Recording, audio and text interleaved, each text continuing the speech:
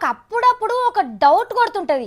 KCR sir పోయిన జన్మల ఏదైనా రాజ్యానికి పెద్ద రాజై ఉంటాడు.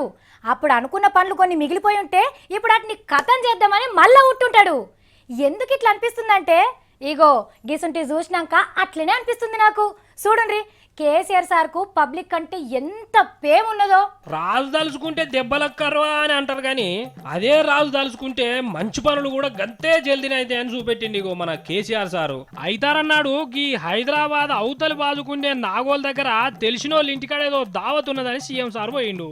ఇక వచ్చేటప్పుడు గట్ల మమతా నగర్ మీదకెళ్ళి పోదామని బండ్లు అటు దిక్కు నుంచి పోనిచ్చిర్రు. ఇక గట్ల వాడల సొర్రిండో లేదో సీఎం సారు మొత్తం రోడ్ల మీద ఏడ పడతాడో చెత్త కనిపించింది. అసలే సారి నడుమ మోడీ సారు స్వచ్ఛ భారత్ లో చేరికాయే ఊకుంటాడా? ఎంబడే బండ్ల నాపి చెత్త కథ ఏందని అరుచుకున్నాడు. మన ఊరును మనమే బాగు చేసుకోవాలి, ఓ 3 రోజులు శ్రమదానం కూడా చేయదని ఇగురని చెప్పిండు సీఎం సారు. ఇక ఆడ దొంగలు కూడా చాలా గడబిడ చేస్తున్నారని ఓ అక్క వచ్చి చెప్పే వరకు సారు కొంచెం కోపం వచ్చినట్టున్నది. పక్కనున్న పోలీస్ ఆయన పిలిచి ఏం కథ ఇది, తెల్లాటాలకు వీళ్ళకు ఏం రంది లేకుండా చేయాలని ఆర్డర్ వేసిండు. ఇక గట్ల పోలీసులకు ఆ ఆర్డర్ అందిందో లేదో ఎంబడే హైదరాబాద్ పోలీస్ పెద్ద సారు కాలనీకి రాడేందుకు, మీటింగు పెట్టడేందుకు, మీకు ఏమేం కావాలి ఏమేం తక్లీఫ్లు ఉన్నాయని ఇట్లందరినీ కూర్చుండబెట్టి అడిగి దొంగలు కాదు మీ కంట్లే దుమ్ము కూడా పడకుండా చూసుకుంటా పో అని చెప్పిండు పోలీస్ పెద్ద సారు.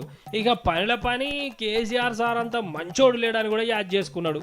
ఇక్కడ ప్రజలకు ఎటువంటి భయం లేకుండా, ఎటువంటి లా అండ్ ఆర్డర్ ప్రాబ్లమ్స్ లేకుండా, పబ్లిక్ డిసార్డర్ లేకుండా ఉండాలని ఒక ఆశయంతో ముఖ్యమంత్రి గారు చాలా గట్టిగా దీని గురించి పోలీస్ డిపార్ట్మెంట్కి ఎన్నో సౌకర్యాలు గత 8 నెలల నుండి కల్పిస్తూ వస్తున్నారు.